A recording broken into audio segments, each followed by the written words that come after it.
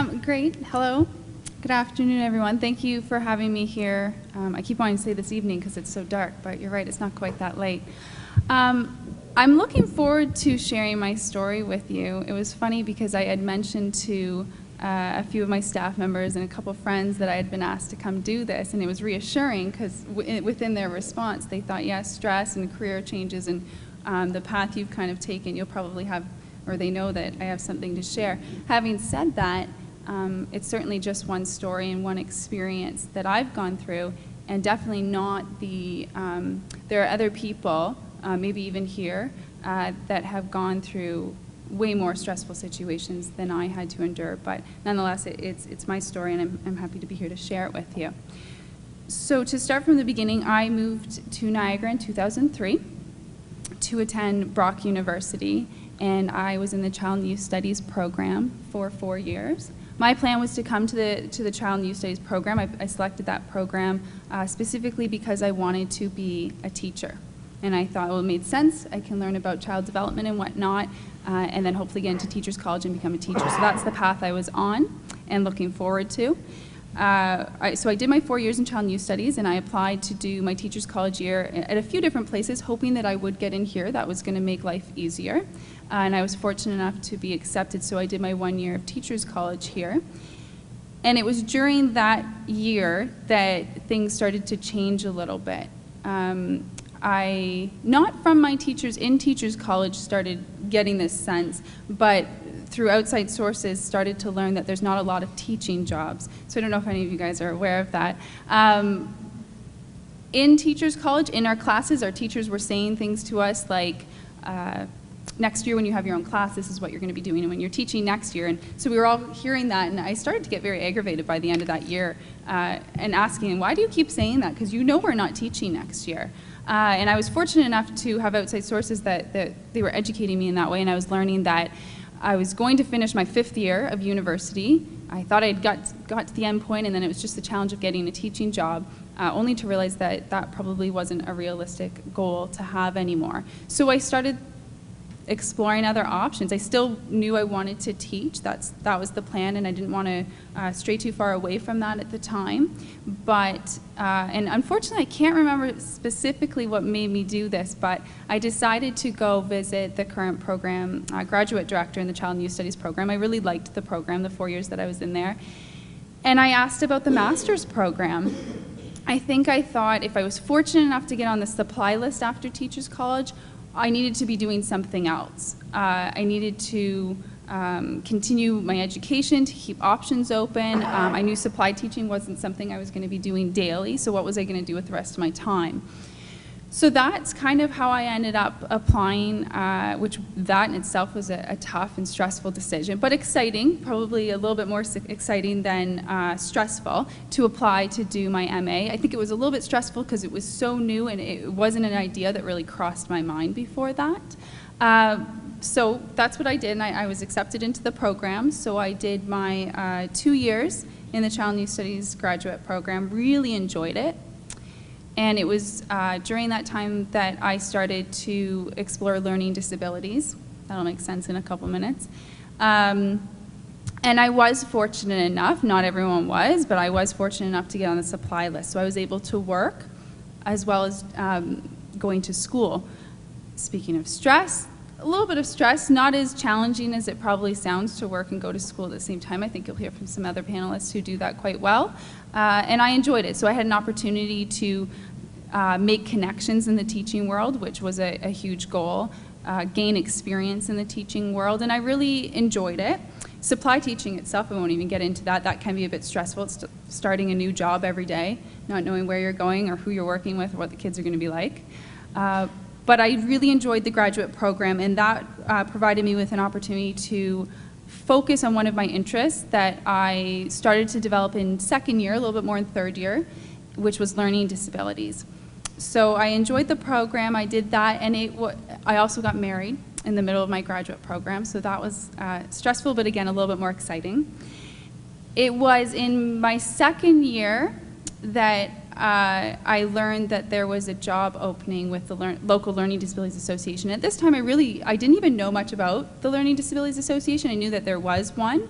I had somewhat connected with them with a few things I had done through my MA program, but I wasn't overly aware of that agency, and I certainly didn't have a lot of knowledge of the nonprofit sector. Again, at this point, I was doing my MA, and once I finished my MA, maybe I'd get a long-term occasional teaching position. But nonetheless, when you hear about these opportunities, it's not easy for me to ignore them. So I investigated a little bit further. I found out about this job opportunity, and the position was executive director. So this was the beginning of probably the most stressful time I've experienced so far, and it lasted quite a while. And I'm young, so I'm sure I still have a lot more stressful situations to look forward to. But I decided to apply for this position before I finished the graduate program. That decision wasn't too tough because it was just keeping my options open. If I was offered the position, I didn't have to take it. So I did that. It was very exciting. Then I was offered the position.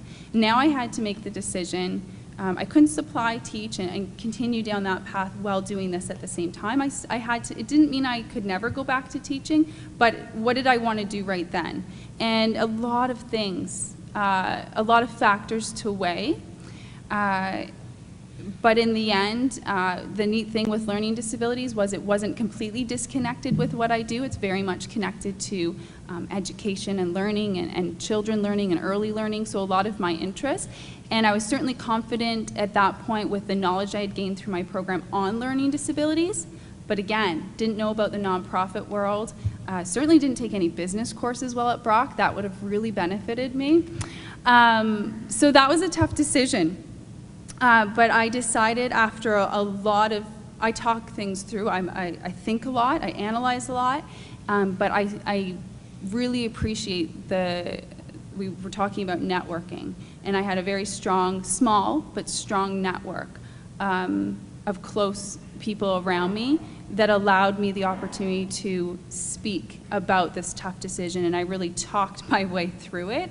I didn't so much I asked for advice, and I certainly listened, but I think it was just the opportunity to talk through so I could hear myself think out loud with this decision that helped me get through it. So it was an intense time. In the end, obviously I'm with the Learning Disabilities Association of Niagara Region. I'm still in that position of executive director. I made the decision, however, my first year in my position was extremely difficult. I wasn't as aware walking into the agency, the state that the organization was in. So I already had a lot to learn because I didn't know that I was ever going to run a nonprofit organization. But within the first couple months, I was firing and hiring people. I had to get a lot of grant money really quickly to keep my job, to keep the agency. And there were many days where I thought, did I make the right decision? Because I could just go supply teach right now.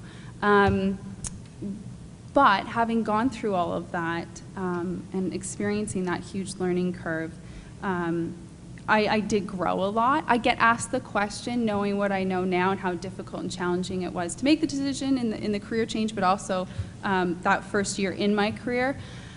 And I still don't have that answer. I don't know. I can't honestly say, to be frank, I can't honestly say that I would have made the same decision, but at the same time, I don't regret making that decision. So it's kind of a funny thing that I haven't quite figured out yet.